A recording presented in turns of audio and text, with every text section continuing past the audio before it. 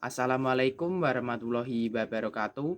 Perkenalkan nama saya Aji Satrio dari kelas 11-2 nomor absen 2. Di sini saya akan membuat video presentasi dari materi sistem pertahanan tubuh. Pengertian sistem pertahanan tubuh. Sistem pertahanan tubuh atau sering disebut sistem imunitas adalah sistem pertahanan yang berperan dalam mengenal, menghancurkan, serta menetralkan benda-benda asing atau sel-sel abnormal yang berpotensi merugikan bagi tubuh. Kemampuan tubuh untuk menahan atau menghilangkan benda asing serta sel-sel abnormal disebut imunitas atau kekebalan. B. Fungsi sistem pertahanan tubuh. Fungsi sistem pertahanan tubuh memiliki fungsi antara lain yaitu sebagai berikut. 1. Mempertahankan tubuh dari patogen inovatif dapat masuk ke dalam sel inang, misalnya virus dan bakteri. 2. Melindungi tubuh terhadap suatu agen dari lingkungan eksternal yang berasal dari tumbuhan dan hewan, misalnya makanan tertentu, serbuk sari, dan rambut hewan, serta zat kimia, obat-obatan, dan polutan. 3. Menyingkirkan sel-sel yang sudah rusak akibat penyembuhan luka dan perbaikan jaringan. 4. Mengenali dan menghancurkan sel abnormal seperti kanker. C. Mekanisme pertahanan tubuh. Tubuh manusia memiliki dua macam mekanisme pertahanan tubuh, yaitu pertahanan tubuh non-spesifik alamiah dan pertahanan spesifik adaptif. 1. Pertahanan non-spesifik alamiah. Pertahanan non-spesifik merupakan imunitas bawaan sejak lahir, berupa komponen normal tubuh yang selalu ditemukan pada individu sehat, serta siap mencegah dan menyingkirkan dengan cepat antigen yang masuk ke dalam tubuh. A. Pertahanan fisik, kimia, dan mekanisme terhadap agen infeksi. 1. Kulit yang sehat dan utuh menjadi garis pertahanan pertama terhadap antigen. 2. Membran makuela yang melapisi permukaan bagian dalam tubuh mengekstraksi mukus sehingga dapat menangkap antigen serta menutup jalan masuk ke dalam epitelum. 3. Cairan tubuh yang mengandung zat kimia antimikroba. 4. Pembiasaan oleh air mata, saliva, dan urine. B. Fagositosis. Fagositosis merupakan garis pertahanan kedua bagian tubuh terhadap agen infeksi. Proses penetaan dan pencernaan mikroorganisme dan toksin yang berhasil masuk ke dalam tubuh dilakukan oleh neutrofil dan makrodevitat monosit. C. Inflamasi atau peradangan. Inflamasi merupakan reaksi lokal jaringan terhadap infeksi atau cedera.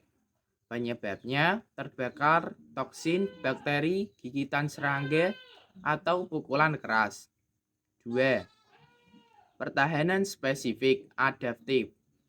Pertahanan spesifik merupakan sistem kompleks yang memberikan respon imunitas terhadap antigen dan spesifik antibodi. A. Komponen respon imunitas spesifik. Respon melibatkan dua komponen, yaitu antigen dan antibodi. 1. Antigen, yaitu zat yang merangsang respon imunitas, terutama dalam menghasilkan antibodi. Polisakarida yang bersifat antigen. Antigen memiliki bagian-bagian sebagai berikut. 1. Determinan antigen epitop. Bagian antigen yang dapat membangkitkan respon imunitas dapat menginduksi pembentukan antibodi. 2. Hapten, molekul kecil yang jika sendirian tidak dapat menghindari produksi antibodi. Hepten akan bersifat imunogenik, mampu menghindari produksi antibodi jika bergabung dengan karier yang bermolekul besar. Antibodi yaitu protein larut yang dihasilkan oleh sistem imunitas sebagai respon terhadap kebebasan suatu antigen dan akan bereaksi dengan antigen tersebut. Antigen merupakan protein yang disebut imunoglobin atau disebut dengan Ig. Terdapat 5 kelas imunoglobin yaitu sebagai berikut. 1. Imunoglobin A berfungsi untuk melawan mikroorganisme yang masuk ke dalam tubuh. 2. Imunoglobin D berfungsi membantu memicu respon imunitas. 2. Imunoglobin E terikat pada respon sel tiang dan Basov. 4. Imunoglobin G berfungsi sebagai pelindung terhadap mikroorganisme dan toksin, mengaktifasi komplement dan meningkatkan efektivitas sel fagositik. 5. Imunoglobin M menetap di dalam pembuluh darah dan tidak masuk ke jaringan. Imunoglobin M berumur relatif pendek serta berfungsi mengaktifasi komplement dan meningkatkan fagositosis. D. Faktor yang mempengaruhi sistem pertahanan tubuh yaitu 1. Genetik keturunan, 2. Fisiologis, 3. Stres, 4. Usia, 5. Hormon, 6. Olahraga. 7. Tidur, 8. Nutrisi, 9. Pajanan zat berbahaya, 10. Racun tubuh, 11. Penggunaan obat-obatan. E. Gangguan sistem pertahanan tubuh. 1. Hipersensitivitas atau disebut alergi. Alergi adalah peningkatan sensitivitas dan atau reaktivitas terhadap antigen yang pernah dipajankan atau dikenal sebelumnya. Antigen yang mendorong timbulnya alergi disebut antigen.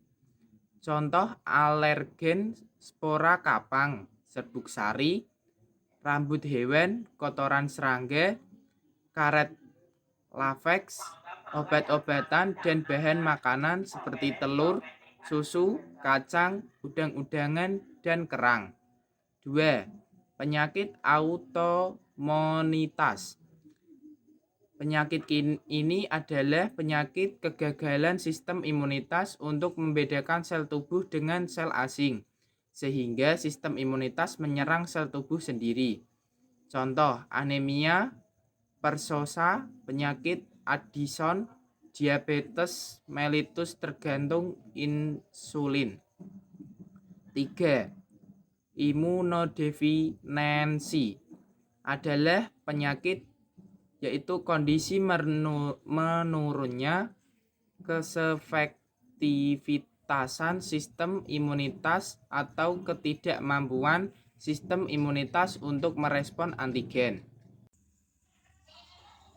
Izin bertanya kepada Haji Satrio. Perkenalkan, nama saya Andika Dudang Permana. Bagaimana kerja sistem imunitas secara umum? Terima kasih. Di sini saya akan menjawab pertanyaan dari Andika Dwi Dadang Permana, yaitu bagaimana kerja sistem imunitas secara umum, yaitu saat ada antigen berupa virus, bakteri, atau zat yang di tubuh akan memicu sel T pembantu untuk mengekspresikan molekul yang disebut interleukin. Interleukin adalah molekul yang mengaktifkan limfosit B untuk mengikat antigen. Kemudian sel B mensekresikan antibodi. Antibodi berfungsi mengikat antigen dan menghancurkannya. Antibodi merupakan suatu protein yang memiliki bentuk-bentuk huruf Y, dan bentuk Y disebut imunoglobin atau disebut IG. Imunoglobin ini hanya diproduksi oleh sel B. Imunoglobin yang berbentuk huruf Y ini pada ujung percabangannya bertugas mengikat antigen dan dasar huruf Y yang menentukan bagaimana antibodi menghancurkan antigen tersebut. Jenis-jenis antibodi adalah aglutinum M, aglutinum A, dan aglutinum D, dan yang terakhir adalah aglutinum E. Sekian video dari saya. Wassalamualaikum warahmatullahi wabarakatuh.